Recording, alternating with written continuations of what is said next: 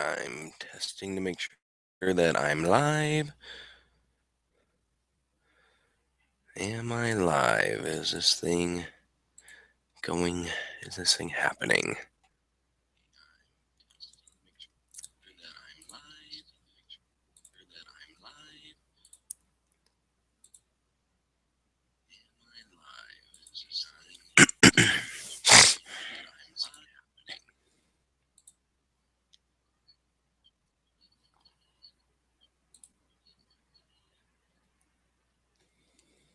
Okay, I hope I'm live for everybody.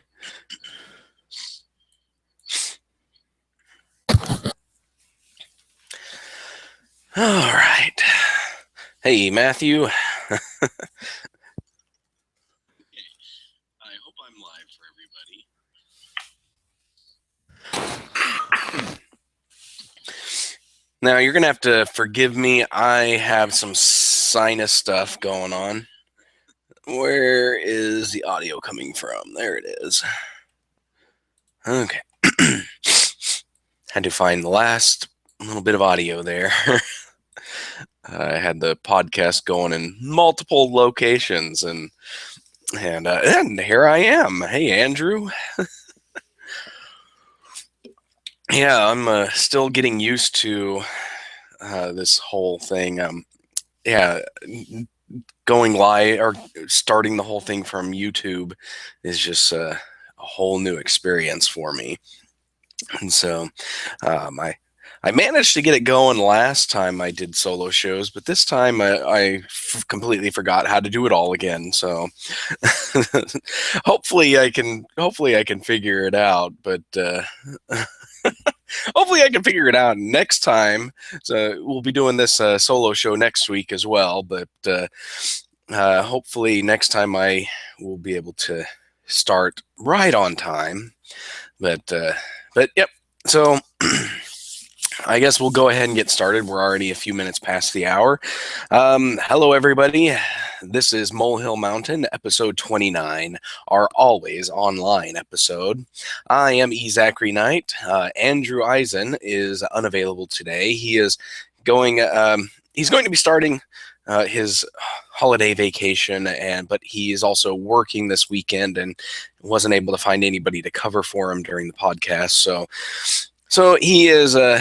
He's going to be in the chat if whenever he can, and so today it'll be just all me and you, the viewers. So feel free to chat and share, ask questions or whatever about the topics we have.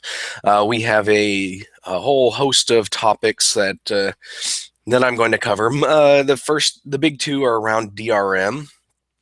We have two stories about DRM, one with Nintendo for Super Mario Run, and another one for a few developers who are leaving the Denuvo, I think that's how you say it, Denuvo, DRM. They decided they're going to can it because it's not working.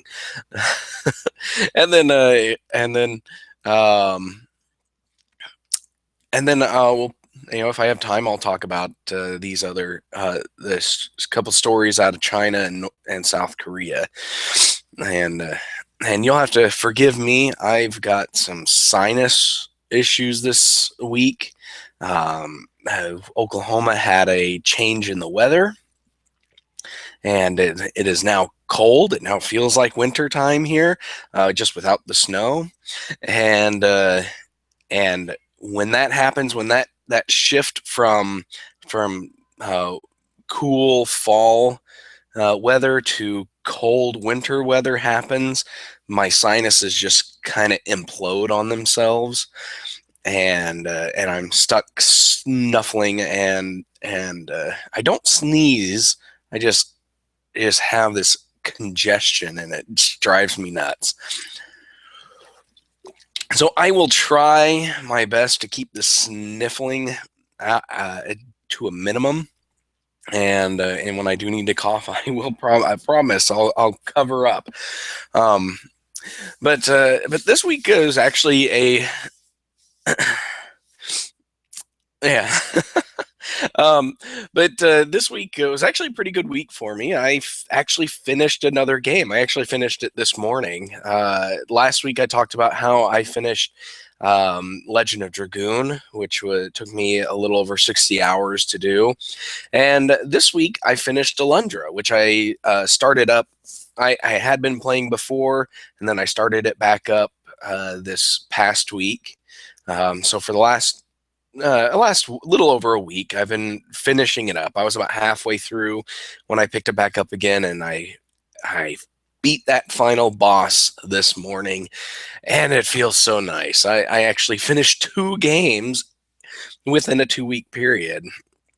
um and and that makes me happy. I'm not the type that finishes games that often. I will play games, and I'll play them for a while, and then I'll get to a spot where I just can't. I either hit like a level cap, like not a level cap, but a difficulty cap where I have to grind or something like that in order to progress, and I just don't feel up to it, so I stop playing. And or other times I'll hit a point where I'm having trouble beating a level or finishing a puzzle, and I will just get frustrated and I'll stop playing. Or other times, like in the case of Wind Waker, where I'll be playing and then my kids will yank the GameCube off the TV cabinet by tripping over the controller cords and forcing the system to reset and or power off, and then I lose 4 hours of progress, and I say, screw it, I'm done for now. And I haven't picked up Wind Waker since. With Alundra, I was at a point where a puzzle was just giving me a bunch of trouble.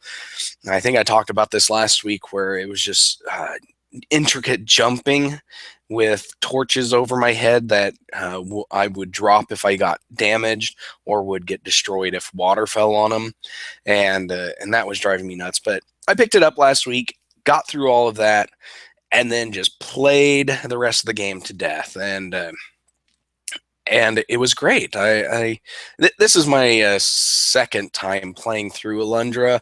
I played it a long time ago, back when I was a teenager, and it was one of the games that we got for our original PlayStation back in the day.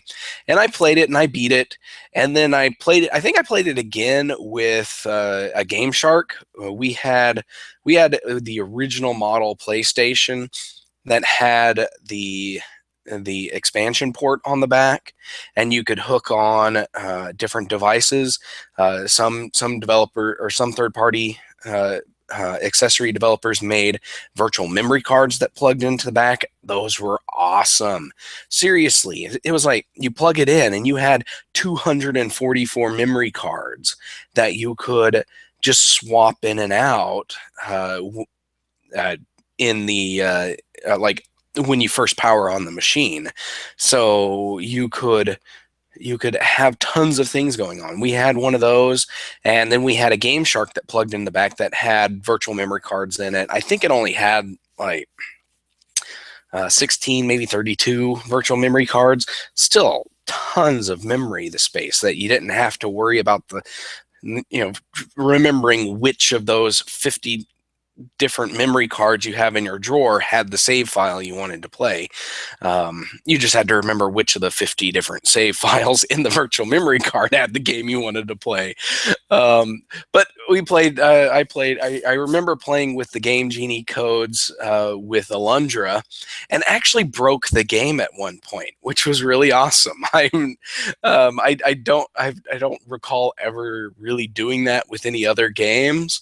But Alundra has a lot of intricate, like it's a very linear story progression. There is some non-linearity with it, with some of the items that you can collect, but the story progression is strictly linear. You go from one place to the next, and there's this one dungeon that you can't get to until a certain story moment happens. and then the way to get to that dungeon opens up, and and I used a cheat code that allowed me to just hold down the jump button, and you basically lift it up off the ground, and then you kept on going up until you let go of the jump button, and then you fell back down, and you could maneuver from there. And I used this super jump to get to this one dungeon that you really shouldn't be able to get to until a certain point in the game. And I beat the dungeon, and then I came out, and then the part of the story that takes place after you're supposed to beat that dungeon normally took place, and I lost the ability to find like half the items in the game and go to half the dungeons in the game. So there really was no ability to actually complete the game. I had completely broke my save file.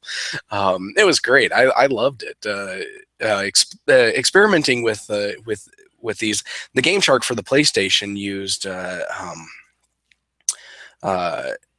it opened up a hex menu, or a hex value of what's stored in memory, and you could manipulate it. And it also manipulated some other data that passed in and out of memory, and that's how all of that stuff worked. And so we got to experiment with all of it too. But great stuff. But back to just playing through Alundra again. I remembered a lot of Alundra back when I first played it, so I knew a lot of what was going on. But sorry, my kid is banging at my door. He shouldn't be doing that.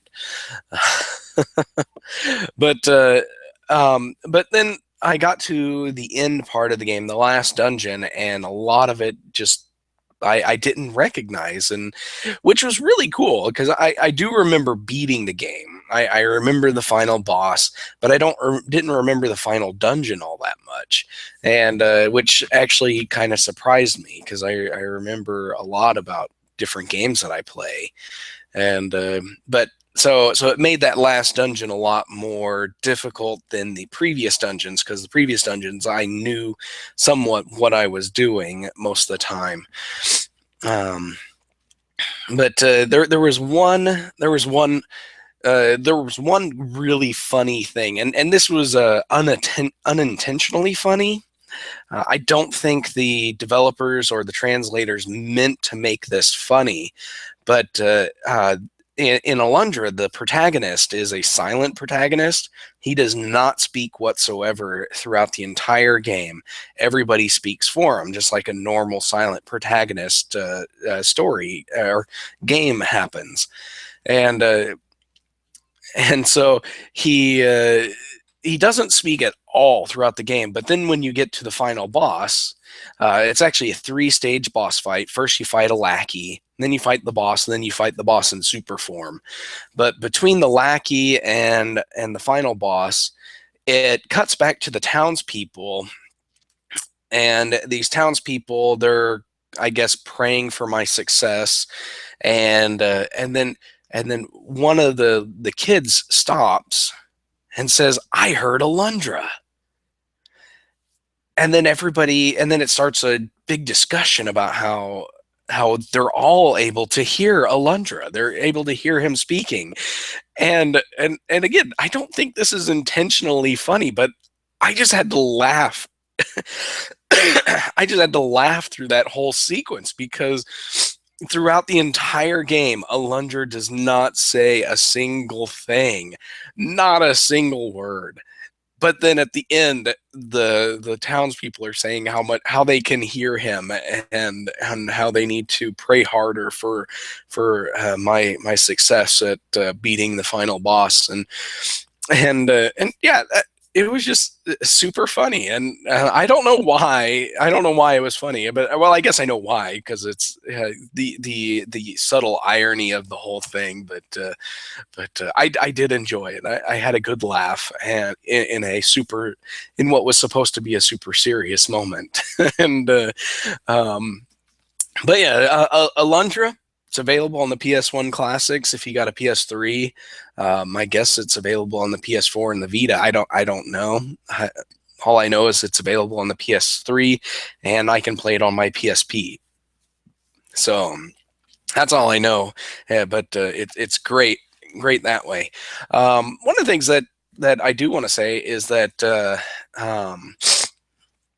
the localizing company that hello Warren, the localizing company that brought Alundra to the U.S. Is a company called Working Designs, and I was thumbing. I was virtually thumbing through the virtual manual that comes with the PS1 classics, and I came across the workingdesigns.com, which was the website for this company, and I was like, oh, let's see what they're up to these days.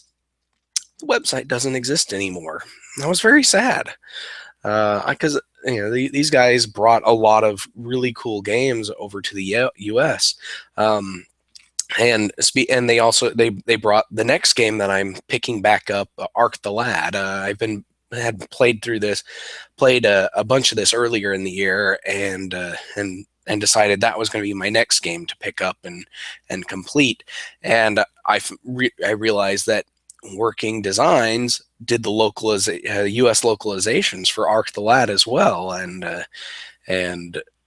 these guys did a really good job with both of these games. None of the really bad localization that you used to see on NES and Super NES games. No I am error or anything, or all your base belong to us kind of stuff. These guys really did a great job translating and not just translating the text and the dialogue and all that, but also rewriting bits of it that wouldn't have clicked with a U.S. audience. So, oh, goodness.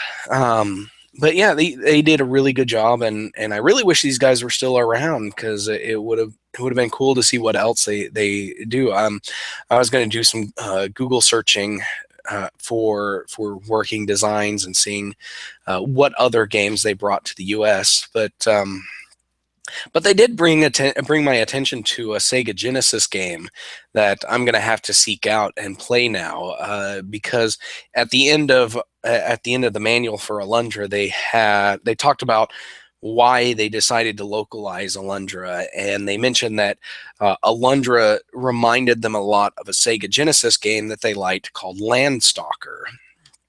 And I was just like, huh, Landstalker, I've never heard of it. And so I looked it up, watched a gameplay video, and read a little bit about it. And yeah, it's a Sega Genesis action adventure RPG,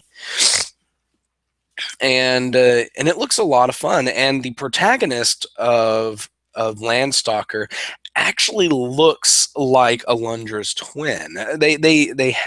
They're both wearing big boots. They both have pointy ears. They're both wearing a leather backpack, and they look like they could be the same guy. And I'm like, so I had to look it up to see if these games were made by the same company, but no, different companies made Alundra and Landstalker. So, but yeah. So I'm gonna have to track down Landstalker and play that, because it looks a lot of fun, and I really like these kind of games. So, but yeah, that was my gameplay experience of the week, and I don't know how much longer or how long it'll take me to finish Ark the Lad. I think I'm pretty close to the end of it, but the Ark the Lad series spans at least two, maybe three titles. So the story does. So once I beat the first one, it's not technically the end of the game, because you can transfer your save which to Arc the Lad 2, but I don't know how that's going to work on the PSP, because the PSP creates a virtual memory card in the in slot A and slot B for every game. And I don't know if you can actually transfer files or save files between these virtual memory cards at all. So I don't know how an Arc the Lad or a save file would transfer between these two games. But that'll be something that I'll have to figure out, because the save file carries over player levels and accessories that you picked up in the first game into the second game. So yeah, that will have to come later, because I don't own Arc the Lad 2 anyways. If I were playing this on the PS3, it wouldn't be an issue, because the PS3 just has virtual memory cards that you load, and you can save whatever games you want onto those virtual memory cards. But the PSP works very differently, so I don't know how that works out. But that's it for that. Let's move on to our first topic of the day, which is Super Mario Run. This game is Apple's Nintendo's third foray into mobile gaming. They did Miitomo first, which is a social media thing with their Miis in it, which apparently people played for a month and a half, 2 months, and then nobody ever talked about again. And then Pokemon Go, which people are still playing. But speaking of which, my understanding is that they're actually going to be bringing in new Pokemon next week. Whether that's going to be Gen 2 or Legendaries, I don't know yet. But people are have looked at the source code of the game and have found out that all the information for Gen 2 Pokemon is already in the APK file. So there's that. I was talking to my son about how they should do legendaries, and how legendaries should not be like any other Pokemon encounter where you just throw balls at it until you catch it or it runs away. What it should, my idea is that the legendary should spawn as temporary gym battles of sorts, where it looks like where you see the icon for the legendary Pokemon, and then it has kind of a gym base to it, or something similar to a gym, and then you click on it and you can actually battle it. You pick your 6 Pokemon and you battle the legendary Pokemon, and then once you battle it down enough, you can start throwing Pokeballs at it to try to catch it. That's my idea. I think that would be a really good way of introducing legendary Pokemon. But that's all getting sidetracked there.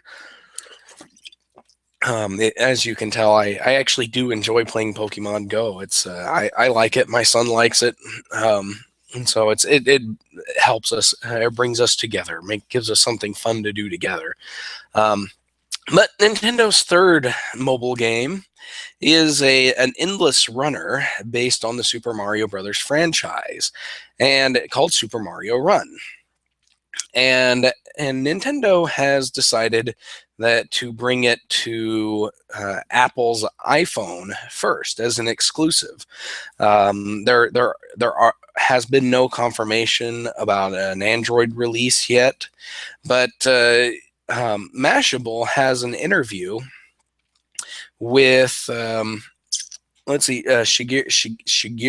Miyamoto. I probably horribly screwed up that first name's pronunciation, but Miyamoto had an interview with Mashable, and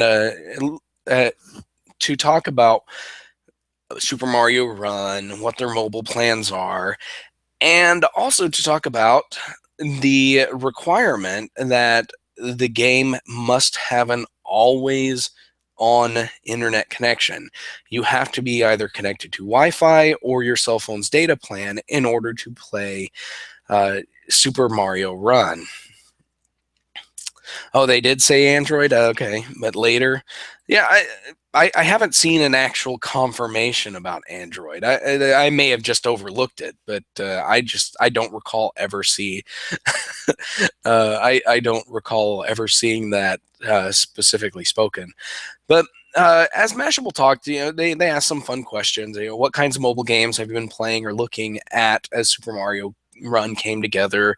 As you brought Mario to this new platform, did anything from Mario's past drive ideas for building the game? Yada yada. It's a lot of fun, questions about the development process. But then he gets down to um, to this question. It says, I learned today that Super Mario Run requires an internet connection to play. What's the reason for that? Are there any thoughts about offline mode? And and this is what Miyamoto had to say. He said, for us, we view our software as being a very important asset for us, and also for consumers who are purchasing the game. We want to make sure that we are able to offer it to them in a way that the software is secure and that they're able to play it in a stable environment. Um, and he goes on, we wanted to be able to leverage the network connection with all three of the Super Mario Run modes to keep all of the modes functioning together and offering the game in a way that keeps the software secure. This is something that we want to continue to work on as we continue to develop the game. Um, and he goes on and as a clarification question, Mashable asked, when you say security, you mean the risk of piracy, right? And Miyamoto responds, that's correct.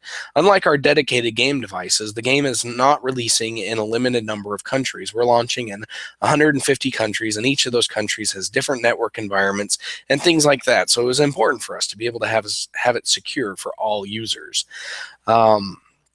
So basically, Nintendo's saying that we're afraid people are going to pirate the game, and so we need to have it always running on your cellular plan, your data connection and Wi-Fi all the time. And as I read that, I'm like, I kind of shake my head because cell phone games are really something that you take on the road with you.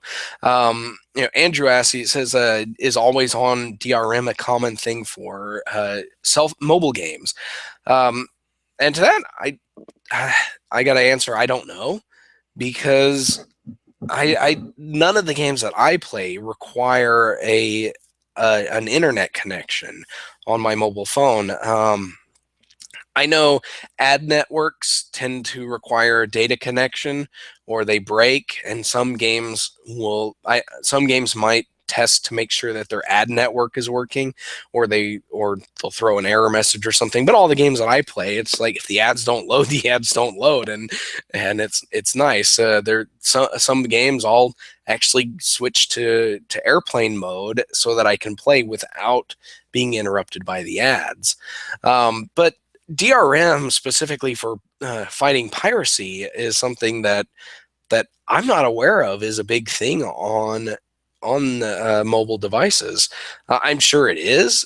I just don't play any games that actually force that always on requirement.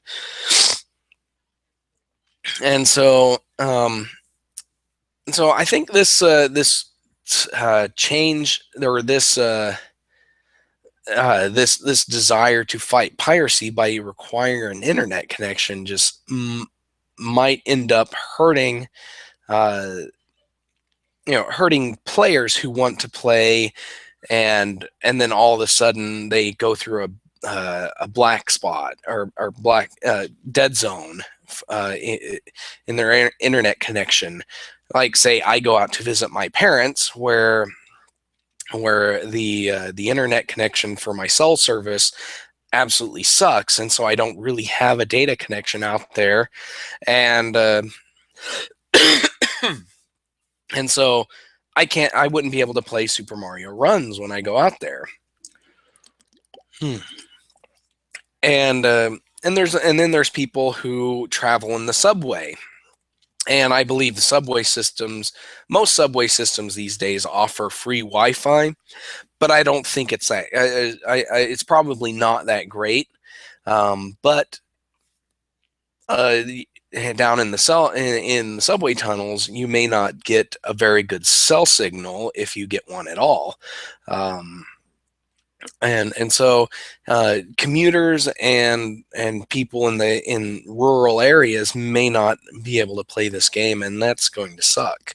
Um, Now, Miyamoto mentions that he had considered an offline mode, at least for one of the modes. He said, "We had thought at one point that it would be nice to have the World Tour story mode available standalone to be able to play without that connection, but then the challenge is when that's operating in a standalone mode, it actually complicates the connection back to the Toad Rally and Kingdom modes. And because those two modes are relying on the network save, we had to integrate the World Tour mode as well." Now, I have no idea how all of these modes play out and what they even have, what how they function at all, and whether I could theoretically see an offline mode for any of these working. But so I can't really speculate right now until I actually have the game in front of me. But for $10, I'm probably not going to get it. I made down well, and it's for iPhone, and so I don't have an iPhone device. Well, I do have an iPhone, but I don't think Nintendo is going to make it available because it's an iPhone 4, and so I don't think the game's actually going to work on it. And so I don't, yeah, I don't have a device to actually play this on. So I, I probably won't be able to talk about how the game works going into that. Um, Warren says that piracy happens. DRM doesn't do crap. If they're so scared of piracy, then they need to keep it on their systems. Not that it works either, and that's true. You always run that risk of losing control of your product when you go into areas that you don't control. Nintendo has the ability to um, control their own console to the best of their ability, and they do that with region locking, DRM, all of that stuff. But as we've seen in the past, all of that all that breaks, and people can bypass it. But when you go into other people's markets like PC or iPhone or Android, you lose a degree of control because you don't have any control over the operating system that plays the game. All you have are the hooks that tie into the operating system and the game code itself. And that's why they're doing this, because they can't control anything outside of the game. They decided that they're just going to make the game rely on that internet connection and connection to their servers to give them that degree of control. Whether that's going to be a good move for them in the long run or not is I'm leaning towards the not, where it's going to actually hurt the game more than benefit it. But that's what we're looking at. One of the things that I read, and I can't. Oh, it's over here on Apple Insider, is that the game would require 75 megabytes of data per hour if you played it for an entire hour. It says Apple Insider has learned that the title will require 75 megabytes of data per hour of constant involved play after the initial download, and in most cases significantly less. So I guess in those most cases, you're not going to sit there and play the game for an hour. You're going to play it for 5 minutes, 10 minutes tops. But still, that's 7.5 megabytes for 5 minutes, 7 to 8 megabytes for 10 minutes, up to 10 minutes. That's still quite a bit. It's not too terrible. I know Pokemon Go uses a lot of data as well. We gave my son on his cell phone 100 megabytes a month to play, or so that he could have a data connection. And once he got Pokemon Go on his phone, he burned through that 100 megabytes in about a week and a half. So,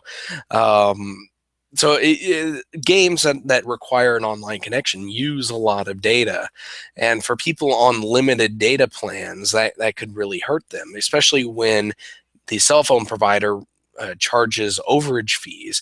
Sometimes I think Sprint, if you're not on an unlimited data plan, if you go over your data your data limit, they charge you, I think, $10 for like the first gig of overage that you have, like up to a gig, and then it's another $10 for the next gig, and so on. And that's a lot of money to go over. And a game like this could, if you were very careful about managing your data before, and then you get this and you start playing it, it and you weren't expecting the data usage, you could theoretically get charged extra because of the data caps, and that's going to suck for a lot of people. So I'm not too happy for this, but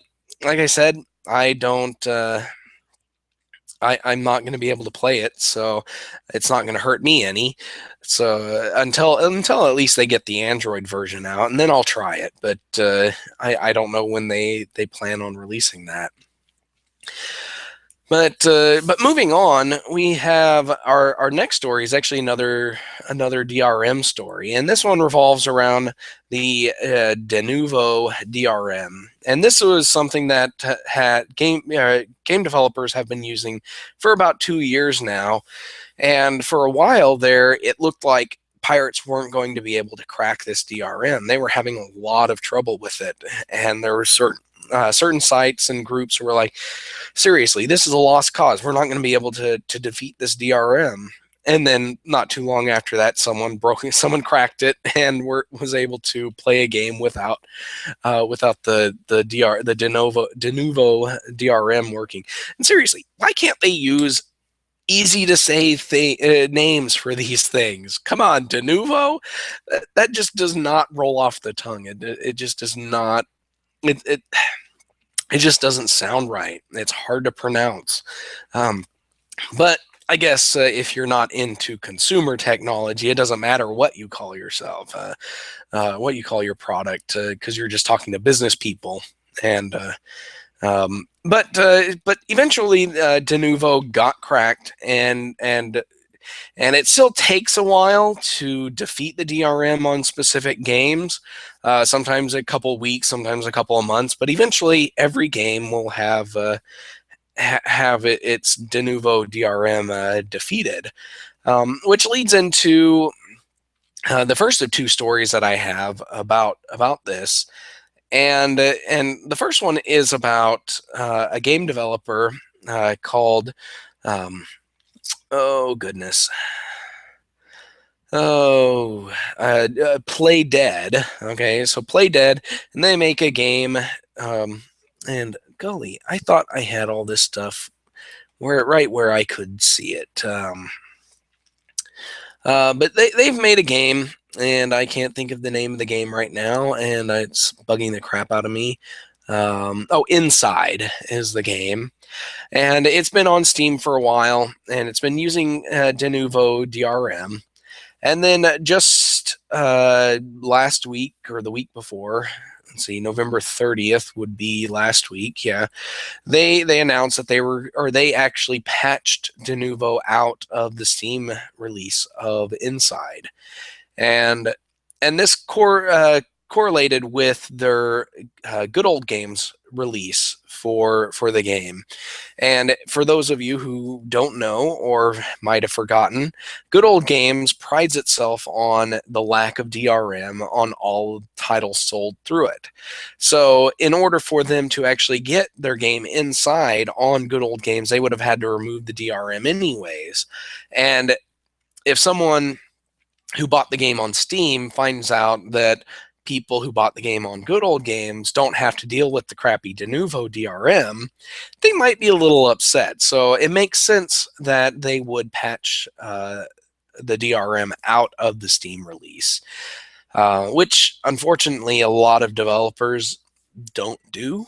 And it kind of sucks, but I've seen it happen where developers don't patch out that stuff on Steam.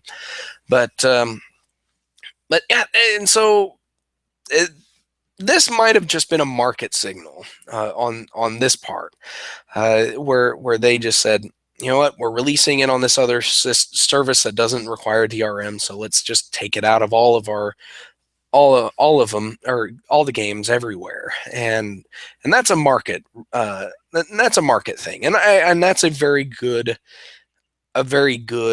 thing that happened. So whether these game developers realize that Denuvo didn't work for them or what, but I guess let's talk about their or let me quote what they say. It says, nowadays most talk of DRM revolves around titles that add the anti-tamper tech known as Denuvo, thus preventing piracy of the games. That's what makes the latest update to the side-scrolling puzzle game Inside so unusual.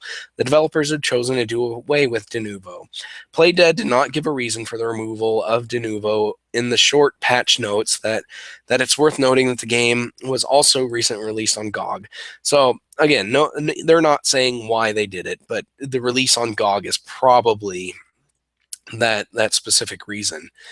But another developer has also dropped Denuvo, and this is one that's you're probably, you would probably be surprised to read about, is that id, the developers of Doom, the 2016 Doom, have patched Denuvo out of Doom. They decided, or they patched it out. And this isn't like Play Dead where they're going to GOG. This is just them saying we're done. I don't have any quotes from the developer, but in Bethesda's patch notes, let's see here. Oh, I gotta enter my birthday. Why? I'm just looking at patch notes.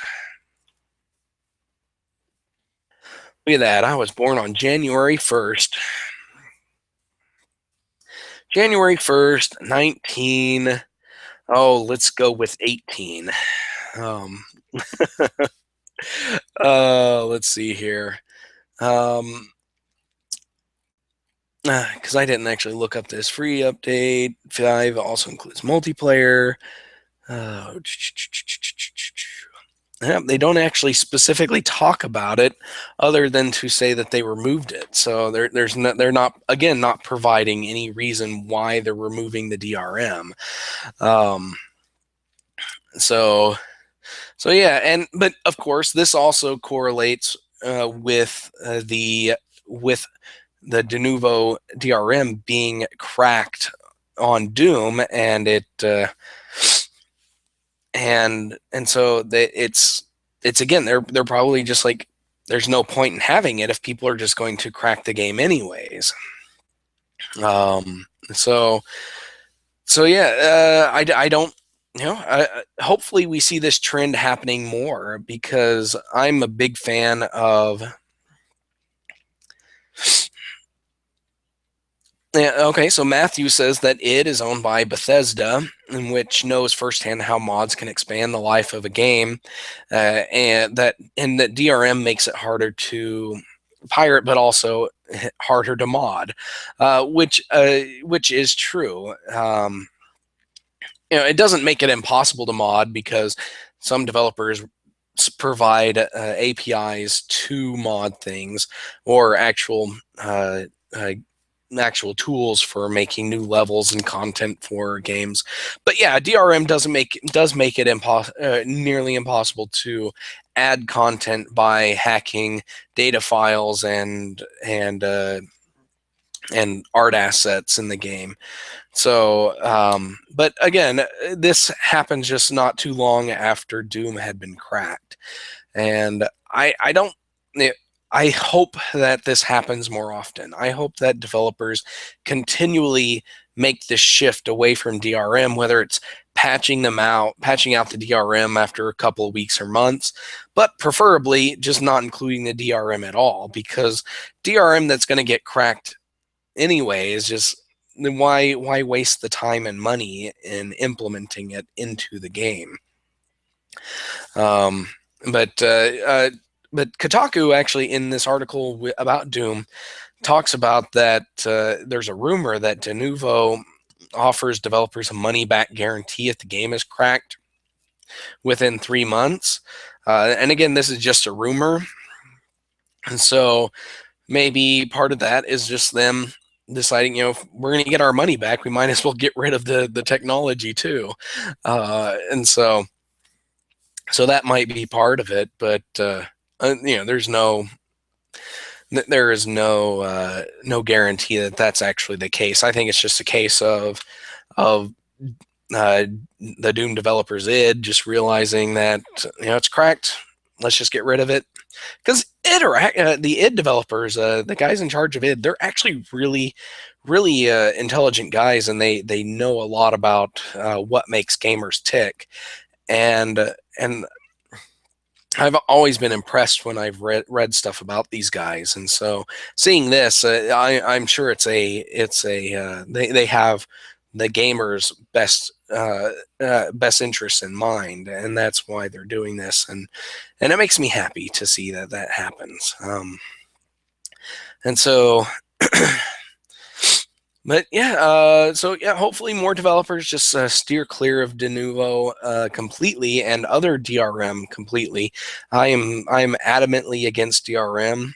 I don't I don't typically buy games from any service that requires DRM or from any developers that use DRM. I've never actually, well, I've bought a handful of games on Steam, but they're usually games, the games that I bought, they're from developers that I actually like and care about, and I felt like actually buying it from them, because Steam doesn't require anything outside of Steam itself. So these developers don't use other DRM services.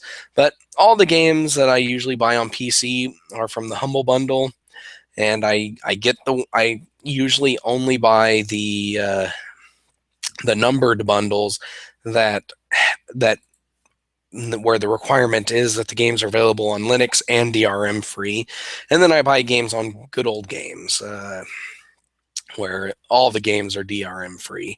So that's my personal taste. But we've got a little bit of time here, so I wanted to talk about a couple of other stories here. Oh, goodness, where did the story go on this one? I've got a story open on Gamma Sutra, but I've got the headline and the byline, and then that was it. And I'm like, where did everything else go? And the thing about that DRM in particular is VMs, the executable. That's VMS, the executable. That's why I said it makes it okay. I'm not sure what you mean by VMs, the executable, but yeah, I'm sure it does something screwy. Don't have any experience with it, so, and I haven't read a lot about it either. But moving on to the next topic, we've got two stories out of Asia that I thought were kind of interesting. The first one is from last week, and this one is about South Korea. And sorry, I had to get a drink there. But in South Korea, esports, the big esports country there. Lots of gamers that play things like StarCraft and League of Legends and and other games that are big in the esports community. Um, it's a big thing over there, and it really uh, I'm constantly in awe of how big this industry is out there. You think about how big it is in the U.S., and this is like minor leagues compared to South Korea. But South Korea has decided to introduce a law to target illicit game mods. It says, according to PvP Live, a recent amendment passed by the South Korean parliament bans the manufacturing and distributing programs that are not allowed by the game company and its terms of services. So basically, they're outlawing breaking a game's terms of service, and this could be. They talk about how it make or this description mentions that it's targeting programs. So this is things would be like aim bots and other cheats like that to make winning at virtual matches, multiplayer matches, a lot easier. But but the violation, if you violate this law, you could be found guilty of up to 5 years in jail or get up to $43,000 in fines. And I'm looking at that punishment, and it boggles my mind how anybody thinks that that's a how that punishment fits the quote crime. I'm using an aimbot. That should get me 5 years in jail. What else gets me 5 years in jail? Or more than 5 years of jail. Let's see. I could go and break into a neighbor's house and steal all their stuff, or could go rape someone or whatever. These things are not the same. 5 years in jail for cheating at a video game is not the same as real crime, and it just boggles my mind. And you got to wonder what the motivation for this law is. Who convinced the lawmaker who introduced the law or the bill to introduce it to begin with? Why? What motivation is there?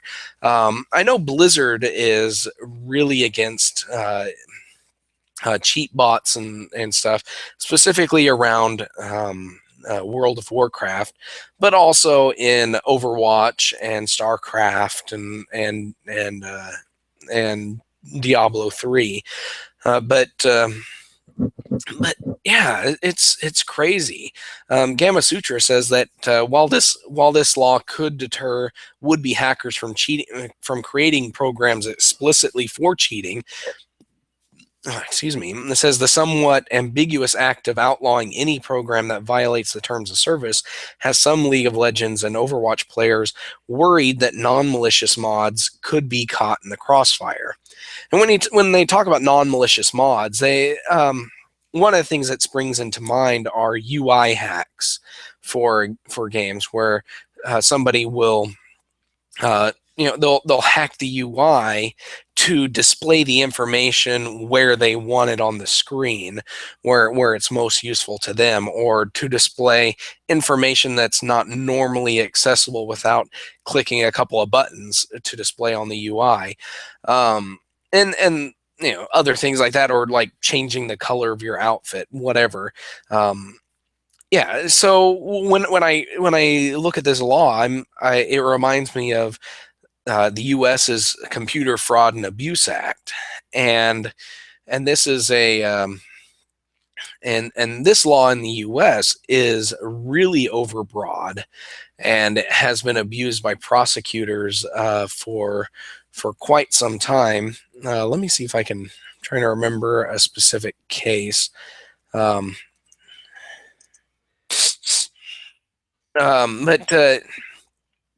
yeah,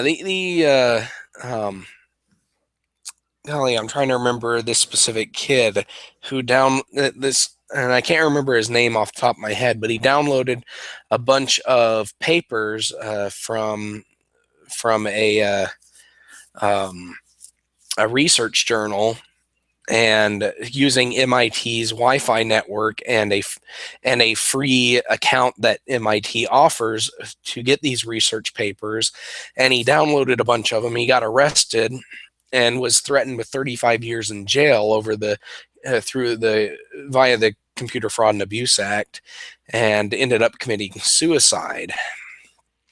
And which is a very sad case, but this gives you this I hope this helps you understand just how terrible these kind of laws are, because they're so broad. They can be read however the prosecutor wants them to be read in order to get a conviction or get a plea bargain from the person they're charging. And I can see a lot of people pleading guilty because they don't want to spend 5 years in jail and ending up getting a felony record and maybe having to pay a couple $1,000s in fines. But yeah, that's insane. But moving on to the next story, this let me mention here, Andrew says, how about you don't get to play with us anymore? Go play with yourself or on a dedicated cheater server. That would probably be go play by yourself. But yeah, that's a good question. Yeah, Aaron Schwartz. Thank you, Andrew. That's who I was thinking of. I knew there was an A and an S in the name. I had the whole thing just escaped me. But yeah, you know, kicking people off the game. Whatever happened to that? Why is that not sufficient to go after the cheaters? I guess these cheaters could always just buy another copy of the game and continue cheating, but they'll lose access to all of their all their accounts, their avatars, and all that.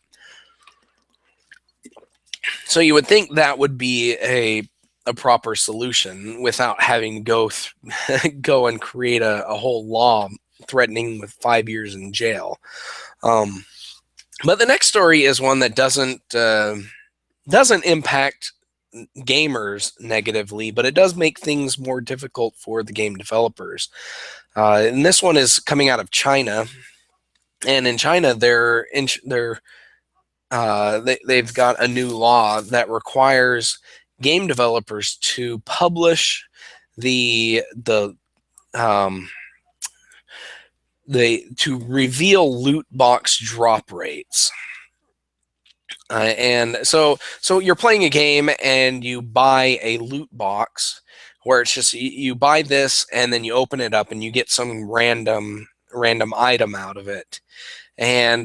And a lot of games have this, and some items are rarer than others to get out of it. And so China has decided that this is too much like gambling, and passed a law that will require developers to make the information available on, okay, you buy this loot box, what is the likelihood you're going to get any item out of it? And NeoGAF has translated the pertinent parts of the law. It says 2.6, online game publishers shall promptly publicly announce information about the name, property, content, quantity, and draw forge probability of all virtual items and services that can be drawn forge on an official website or a dedicated draw probability web page of the game. The information on draw probability shall be true and effective. 2.7, online game publishers shall publicly announce the random draw results by customers on notable places of official website or in-game and keep record for government inquiry. The record must be kept for more than 90 days. When publishing the random draw results, some measures should be taken place to protect user privacy. This one's just, to me, is just an interesting story, because loot drops, like random loot boxes, are a pretty common occurrence in video games, specifically mobile games. But some PC games also have these things. But So we to force game developers to publish the availability of items in these things seems kind of sad. I don't. It's like, oh, I didn't get the item that I wanted.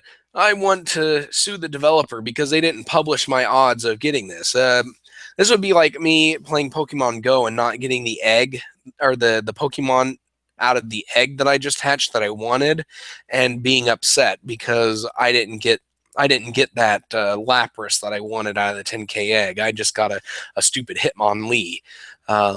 Or something like that. It's like just the other day, the entire time I've played Pokemon Go, I probably hatched about 24 2K eggs, and I had every single basic Pokemon that could hatch out of a 2K egg except for a Clefairy, and then finally I caught a Clefairy, and then 3 days later, I hatched one out of my 2K egg. And it's like, seriously, it's like, why did it take so long to get this Clefairy out of a 2K egg when there's all these Pokemon that I could choose? But it's like I got like 20 Weedles or whatever out of it. But yeah, so it's just to have to publish this online, just anywhere, just kind of seems overkill.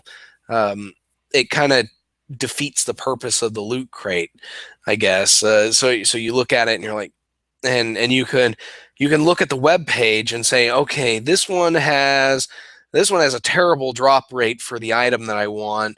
This one has a better drop rate. Let's get that.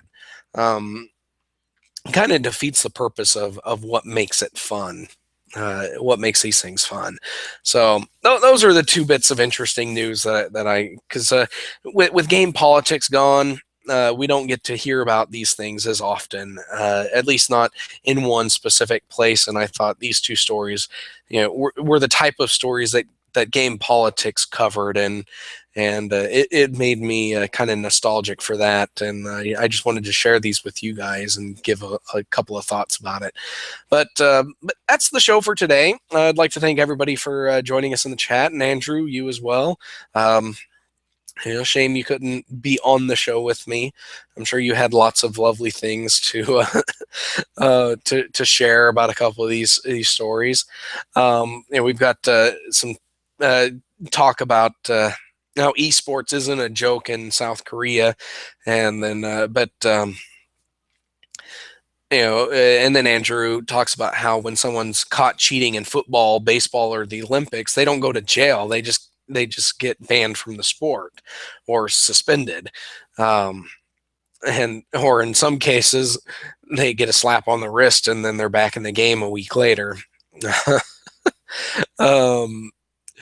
So yeah, but so when we talk about all this stuff, it's good to keep a perspective, a grounded perspective in something like cheating in video games versus cheating in sports, and why should cheating in video games be punished more harshly than cheating at sports. But yeah, I don't know what kind of sports are popular in South Korea, like physical sports. That's something that I'd have to look up, because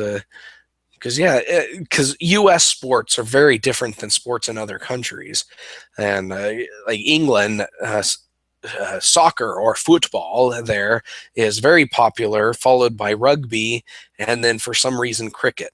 And I still don't understand cricket, and I know what a crumpet is, but I don't understand cricket. So Raph was wrong.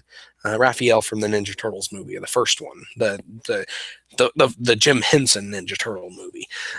Yeah. But there you go. I'm rambling on now, so let me close up the podcast. This has been Molehill Mountain, episode 29.